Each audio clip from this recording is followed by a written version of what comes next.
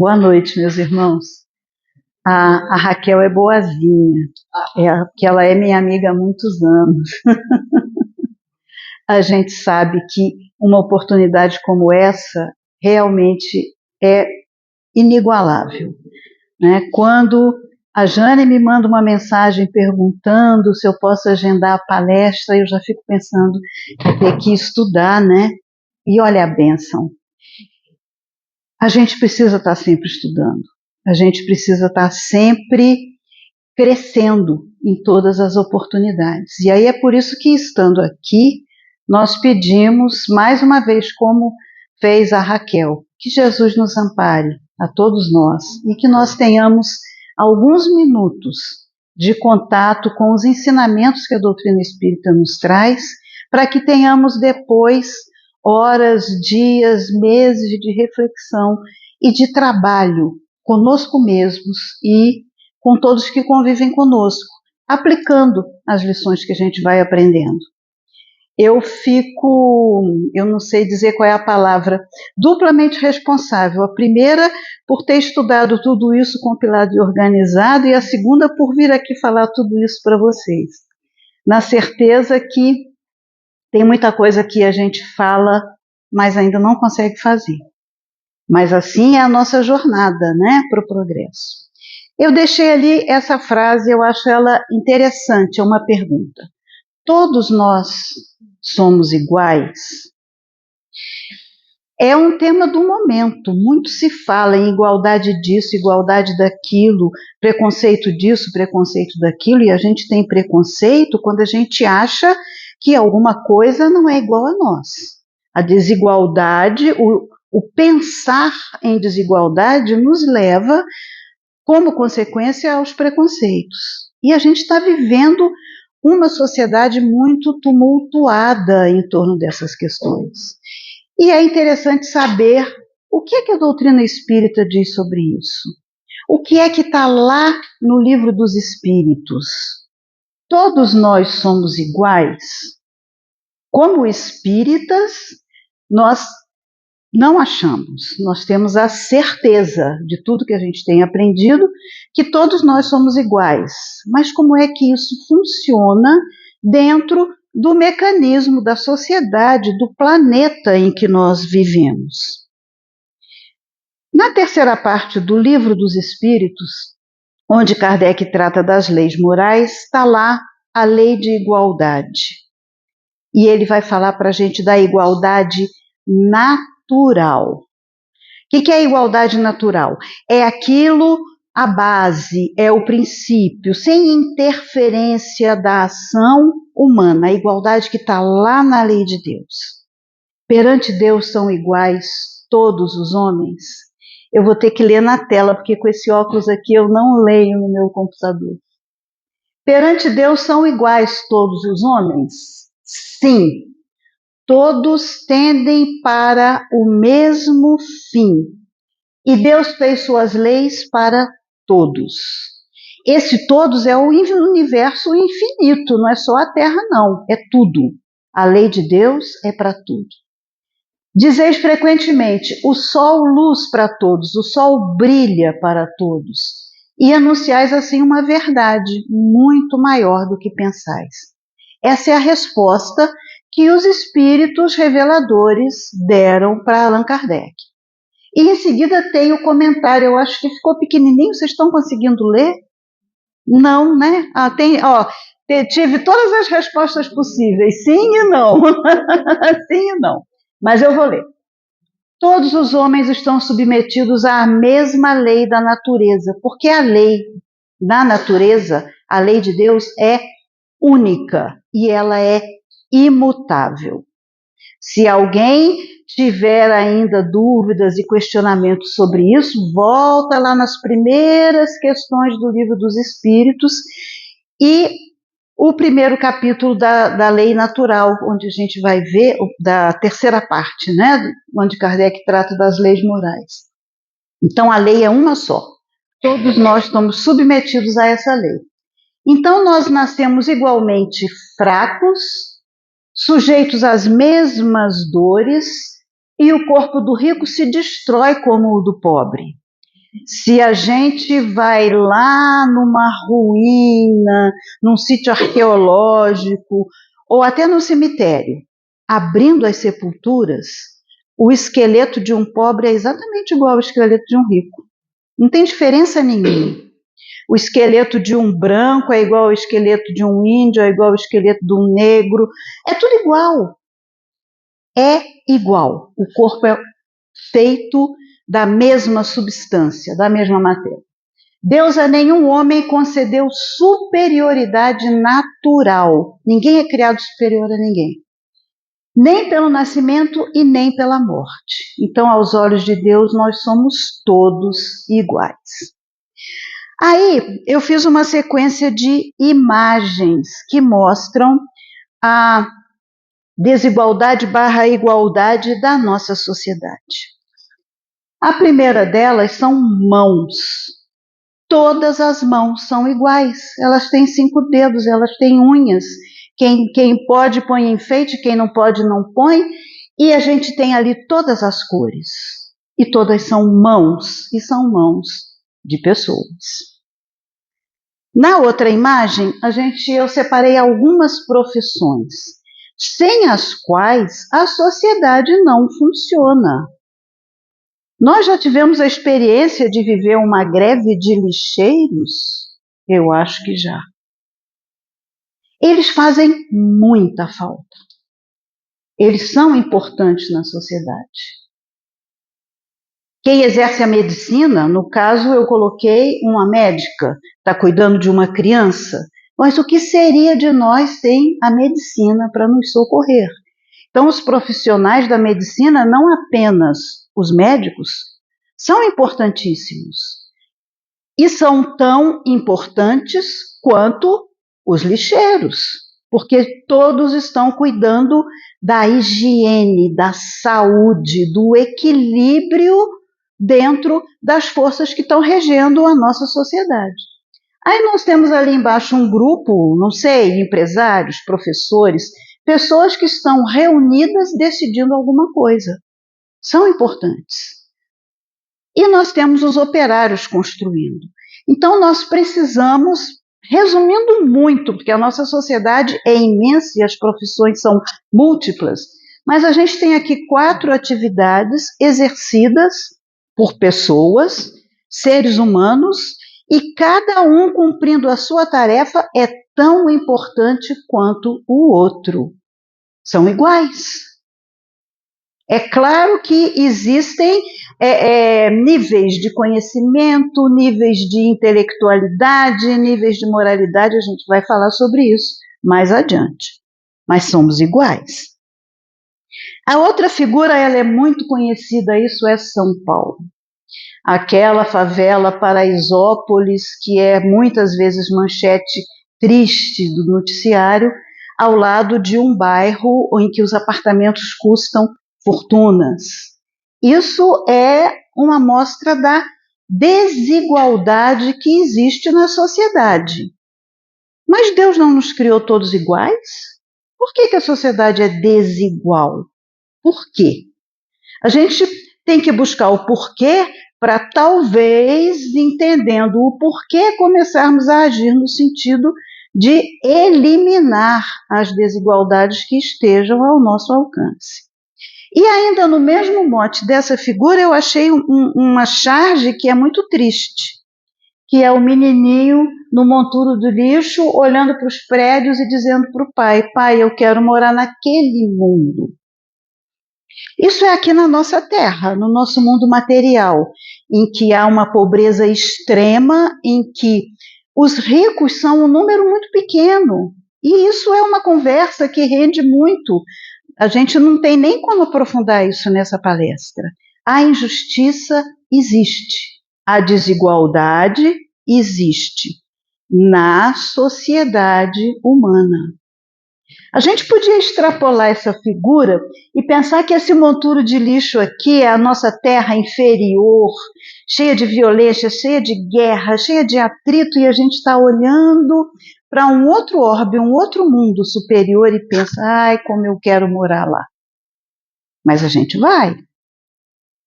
Pode ser que esse menininho não consiga e talvez nem seja bom morar naqueles prédios lá enormes.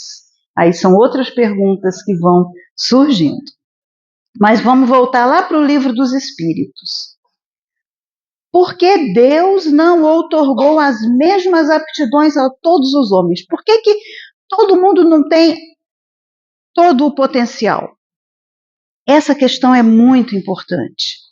Porque Deus criou iguais todos os espíritos, mas cada um deles vive há mais ou menos tempo.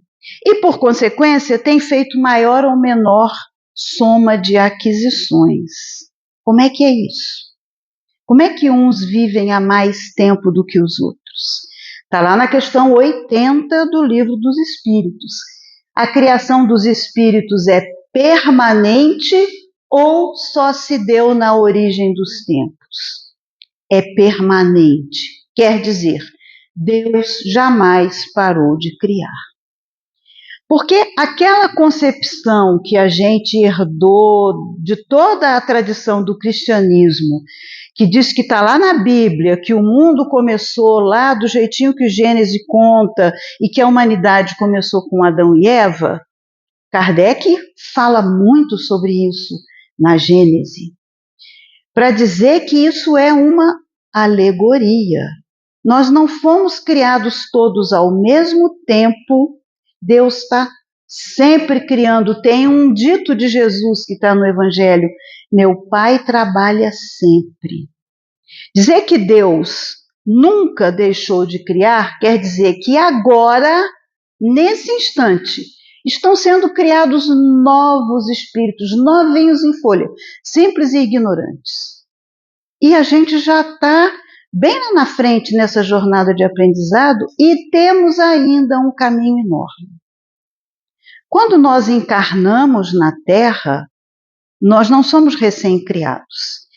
Falando nessa nossa encarnação agora, nós nascemos, bebezinho, filhinhos dos nossos pais, na família em que nascemos, não é a primeira vez que a gente encarna na Terra.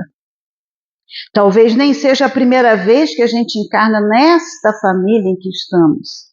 E provavelmente não é a primeira vez que encarnamos aqui nesse país. E não é a primeira vez que encarnamos aqui na Terra. Nós temos um passado. E nesse passado nós aprendemos, nós criamos, nós construímos e nós também erramos. Assim, o que cada um de nós é hoje é o fruto, a consequência daquilo que nós fomos construindo em nós desde que Deus nos criou, simples e ignorantes. Sabe quando foi isso? Ninguém sabe. Isso se perde na noite dos tempos. Não temos como saber quando foi. E, na verdade, não importa. Porque o que é importante é o que nós somos agora.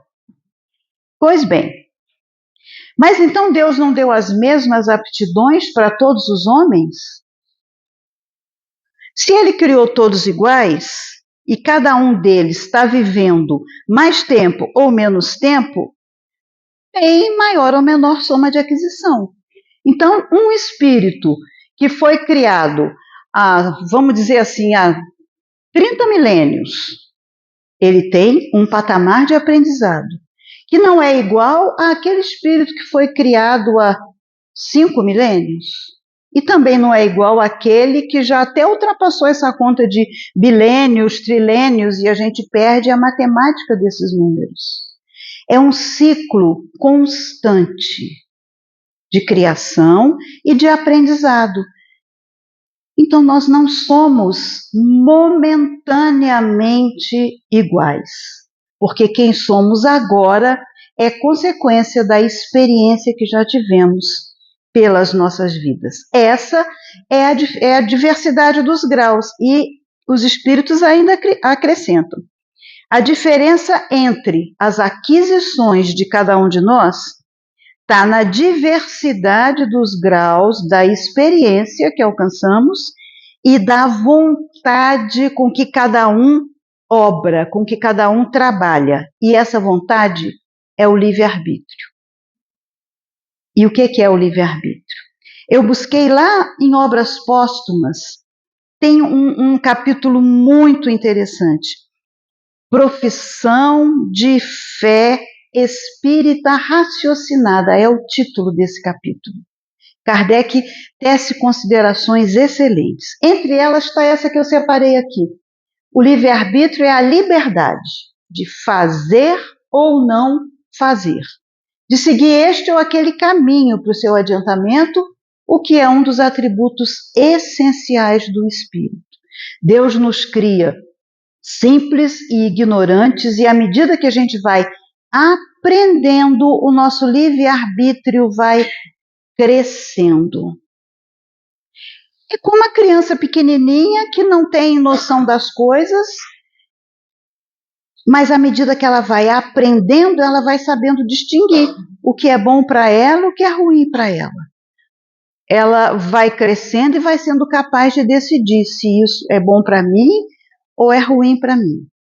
E nessa nossa jornada, em uma encarnação, quantas vezes a gente decide seguir por um tal caminho, fazer determinada coisa, pensando que aquilo é ótimo, e depois a gente descobre que não era. Aí a gente sofre, a gente chora e a gente aprende. Aí na próxima vez que houver oportunidade para uma decisão semelhante, a gente já tem uma bagagem, a gente já tem o aprendizado. Sem o livre-arbítrio, isso está no Livro dos Espíritos, questão 872.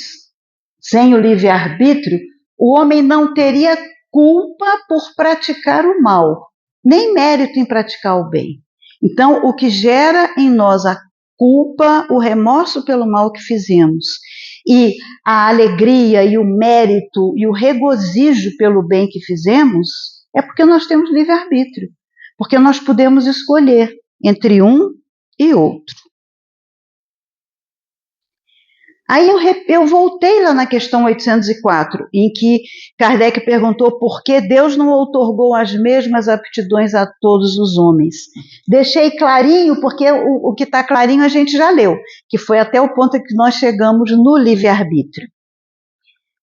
Porque temos o livre-arbítrio, aí uns se aperfeiçoam mais depressa do que os outros, o que lhes dá aptidões diversas. Como eu tenho livre-arbítrio, eu posso escolher que nessa encarnação eu não quero estudar. Então, quem estudou ganhou uma experiência que eu não ganhei. Foi minha escolha. Mas eu posso escolher estudar muito porque eu quero ser melhor do que todo mundo. Aí eu posso virar um intelectual metido a besta, como o povo fala, né? Um intelectual que se acha e ficar cheio de orgulho e também fazer um monte de coisa errada. E aí também estou perdendo a oportunidade.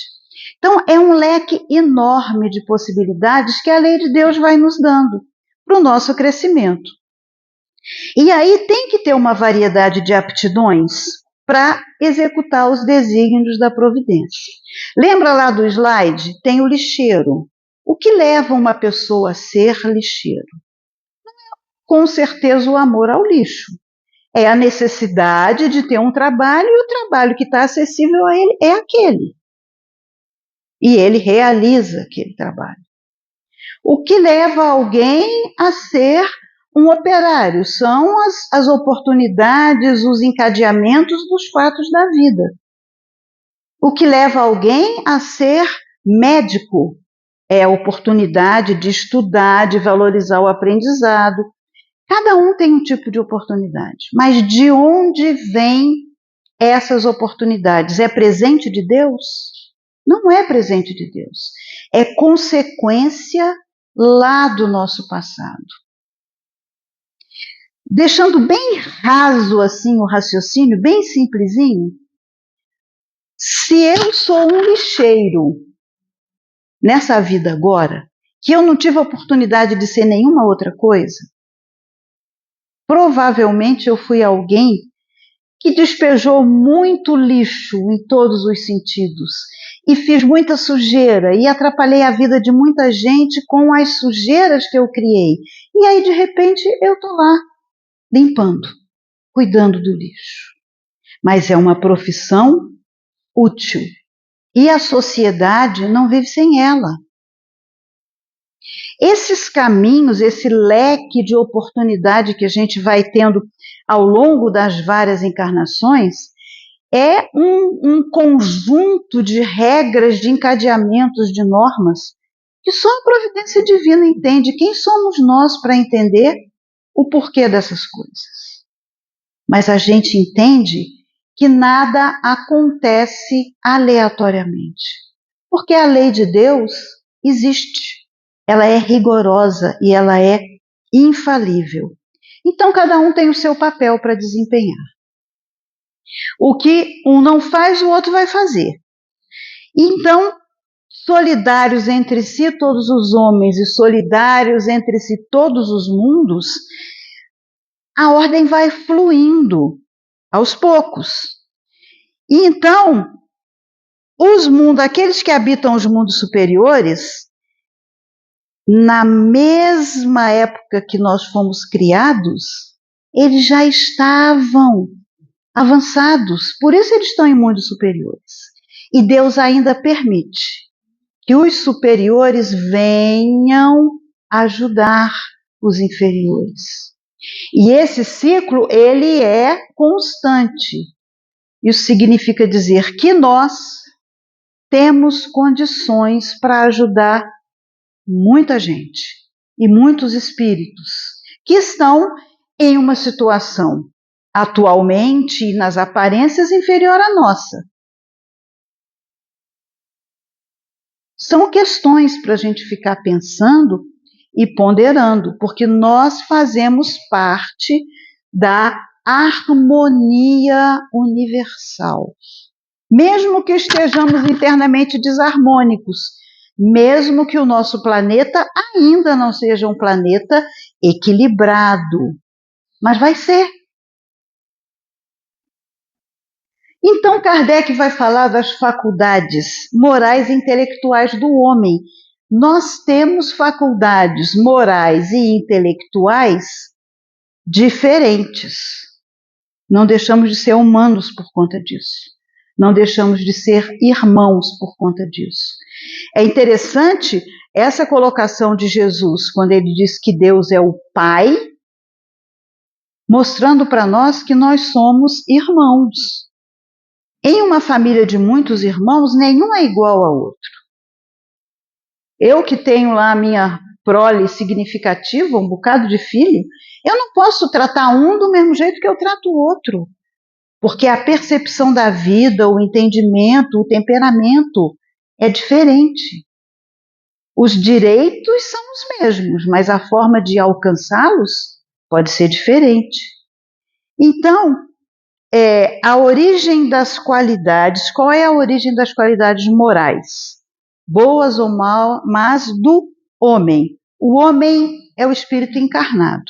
Então essas qualidades, essas faculdades são as do espírito que ali encarnou. Então quanto mais puro é o espírito, mais propenso ao bem é o homem. Quanto mais impuro, mais propenso ao mal.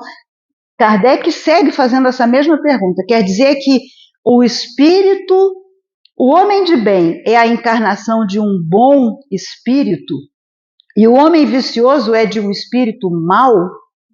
E aí ele é chamado a atenção. Sim, mas diga antes que o homem vicioso é a encarnação de um espírito imperfeito.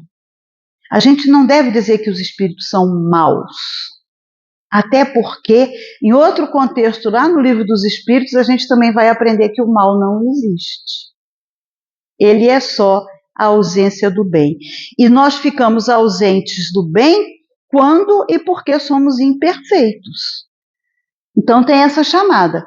Porque dizer que o espírito mau é a encarnação de um imperfeito vai levar a entender que existem espíritos maus e que existem demônios? Não existem.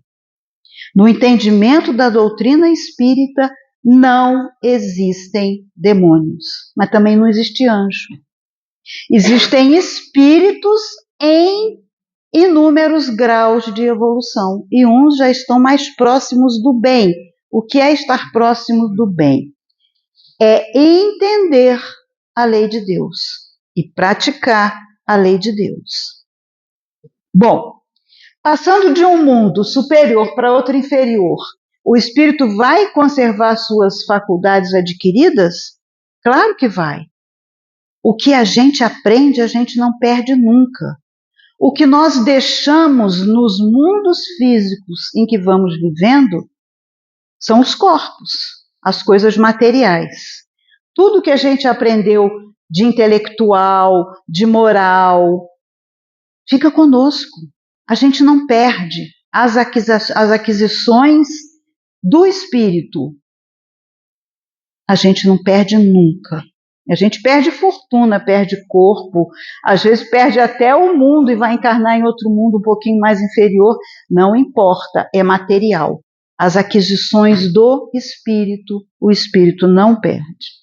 Porque tudo que a gente progride, não tem como retroceder.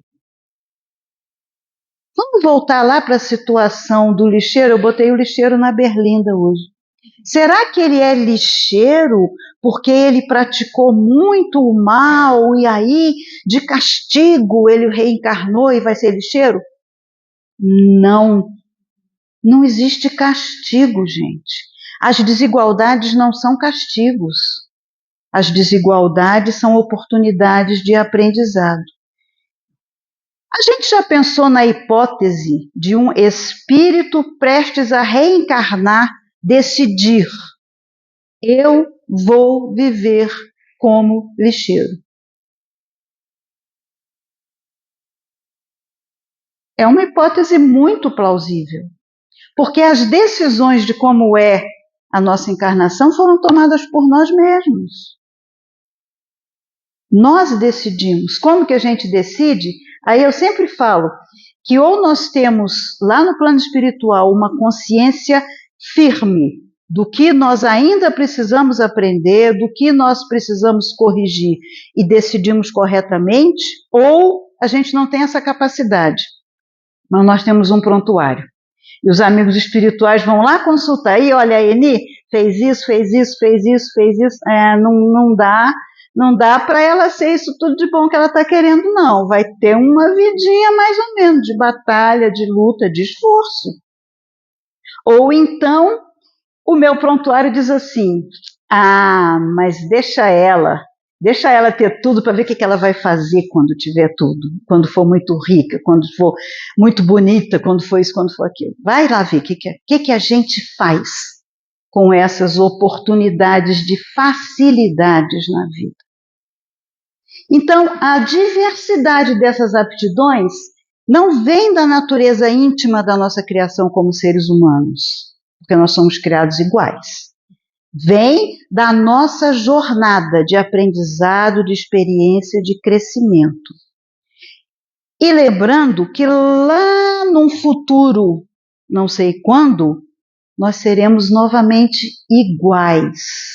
Não vamos nunca ter experiências iguais, mas seremos iguais na nossa capacidade de entender a vontade de Deus. Então a gente está num caminho de transição, de aprendizado. Aí o Kardec pergunta, obras póstumas de novo, um outro capítulo que chama Liberdade, Igualdade e Fraternidade. Recomendo a leitura para quem não leu e quem já leu também é bom estudar. Kardec faz o seguinte raciocínio: qual é o inimigo da igualdade? Essa frase ela tem uma pontuação difícil, mas vamos entender ela bem devagarinho. O inimigo da igualdade é o orgulho. É o orgulho, incontestavelmente. Por quê? Porque o orgulho faz que o homem queira ter sempre a primazia e o domínio. O orgulhoso se acha melhor do que todos os outros. E ele acha que vive de privilégios e vive de exceções.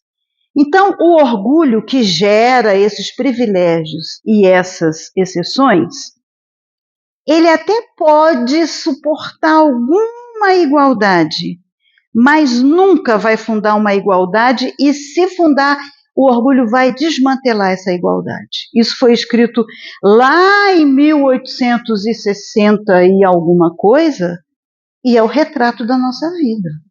É o orgulho. É o orgulho. Porque ele é uma das chagas da sociedade, e então, enquanto ele não for banido, não haverá a verdadeira igualdade. Parece simples, né? As palavras são simples, mas vamos realizar isso. Vamos conseguir alijar de nós o orgulho. Todos nós temos uma pontinha de orgulho. Outro dia eu fiquei sabendo que eu comentei que quando eu era criança eu era muito tímida, e eu fui meio que deixando de ser tímida quando eu comecei ainda na mocidade, já era mocidade no meu tempo, hein? Agora já virou juventude, mas era mocidade espírita, que eu comecei a falar e morria de vergonha, eu era muito tímida, e aí uma terapeuta disse para mim, timidez é o orgulho. Timidez é orgulho. Você não quer falar para todo mundo ouvir, porque vão te ouvir, vão ver os seus erros, vão te criticar.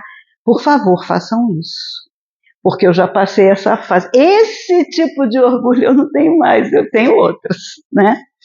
Então, o obstáculo à verdadeira igualdade é o orgulho. Olha o tempo rolando. Aí tem essa pergunta que está lá no Evangelho. Pois então Deus vos distingue pelos corpos? Quem tem o corpo mais bonito é melhor do que quem tem o corpo mais feio? Quem tem o corpo perfeito é melhor do que quem tem um corpo aleijado, por exemplo? O envoltório do pobre não é o mesmo do rico? Terá o Criador feito duas espécies de homem? Não fez. Nós somos todos iguais. E então os homens não podem ser felizes se não viverem em paz. Olha o retrato da nossa humanidade. Cadê a felicidade nesse mundo em que não tem paz? Mas tem felicidade sim. Quer ver um exemplo? Agora, todos nós aqui, eu falando e vocês ouvindo coisas importantes sobre a nossa realidade, isso não é um momento de felicidade? Isso é um momento de felicidade. Então é sempre circunstancial, né? E nesse momento, nós somos mais ainda irmãos, porque estamos unidos em um pensamento, em uma vontade, em uma vibração. Isso nos traz felicidade e isso gera igualdade. Saindo daqui, cada um vai para a sua casa, cada um vai para a sua atividade e aí nós ficamos desiguais. Mas aqui nós estamos iguais, todos nós. Então, se para a gente viver em paz, olha só, se não viverem em paz, se não os animar um sentimento de benevolência, de indulgência, de condescendência, então, enquanto a gente procurar esmagar uns aos outros, não vai dar. A gente não vai conseguir sair da dificuldade em que vivemos. Então, a caridade e a fraternidade vai resumir as condições dos deveres sociais. Mas para a gente ser caridoso e fraterno, tem que expulsar o orgulho. Esse é um exercício. A gente às vezes vê e critica os outros por ações que a gente diz, não foi caridoso, não foi fraterno. Para. E lá dentro de mim? Quando é que eu também não fui caridosa, que eu também não fui fraterna, que eu deixei o meu orgulho falar mais alto?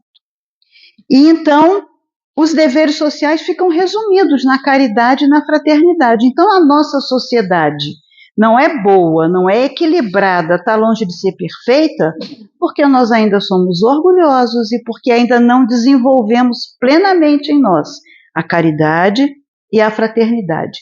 Isso não é a nível individual, porque a nível individual isso acontece muito. Tem muita gente fraterna, tem muita gente caridosa, tem muita gente que já não é mais orgulhosa. Mas isso tem que ser um conjunto, isso tem que se refletir na sociedade, nas leis da sociedade. Então, A abnegação é incompatível com o egoísmo e com o orgulho, e são vícios. E eles não vão tornar possível a verdadeira felicidade, nem a igualdade, e nem a liberdade, porque o egoísta e o orgulhoso querem tudo para si, em todos os níveis, em nível mundial, em nível de nação, em nível nacional, em nível familiar, em nível individual.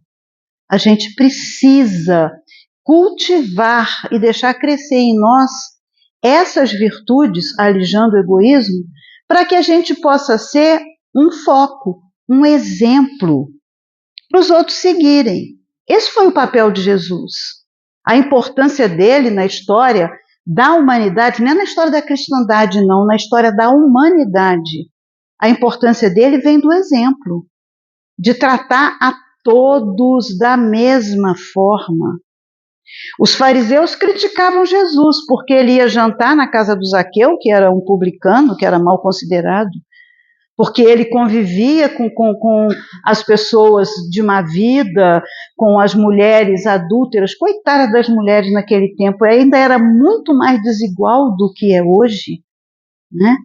Então, o exemplo, Jesus é um exemplo, e a gente precisa seguir na prática, né? Porque repetir as palavras, acho que a gente sabe até de cor.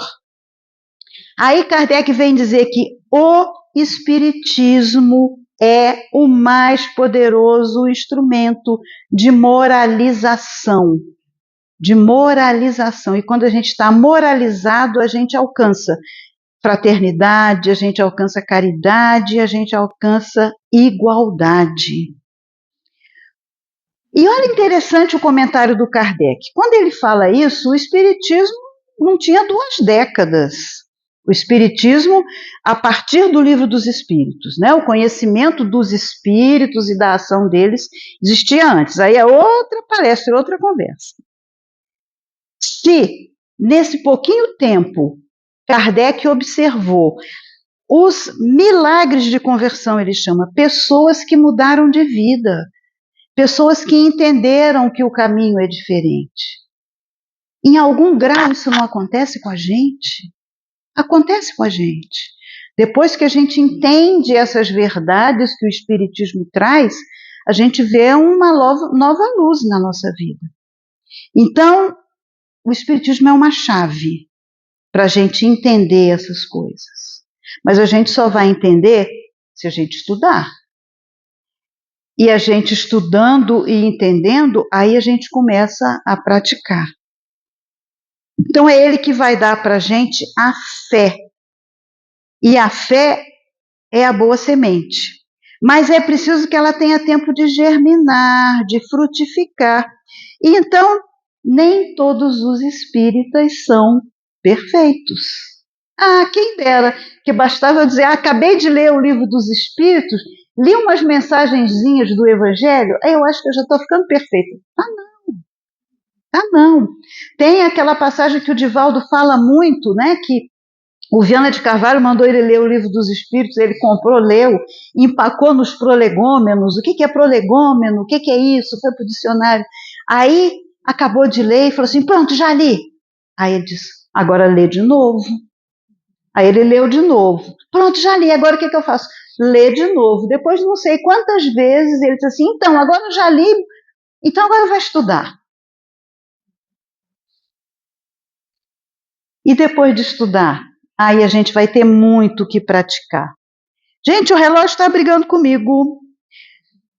O Espiritismo tomou o homem no meio da vida. Isso acontece com muitos de nós. A gente se tornou espírita lá pelo meio da vida. E aquelas crianças que estão nascendo nos nossos lares, que nós já somos espíritas, que estão sendo orientadas com esse conhecimento, e os filhos desses, é assim que vai mudando, é assim que vai progredindo. Então, sob o domínio dessas ideias espíritas, dessas relações que nós temos com o outro mundo, desse entendimento que a gente tem do Evangelho, das palavras de Jesus, a gente vai melhorando. E vamos melhorando os que convivem conosco. E isso é irreversível. É irreversível. E a gente vai deixando de lado o egoísmo e o orgulho. Quantas encarnações vão demorar? Não sei, mas não importa. Não importa o tempo, até porque a nossa ciência já sabe que o tempo não existe. Deixa eu acelerar aqui. Eu trouxe um mandamento maior, porque não dá para a gente não falar em Jesus. Os fariseus, sabendo que Jesus tapara a boca aos saduceus, se reuniram e um deles foi propor essa questão para tentar Jesus. Mestre, qual o grande mandamento da lei?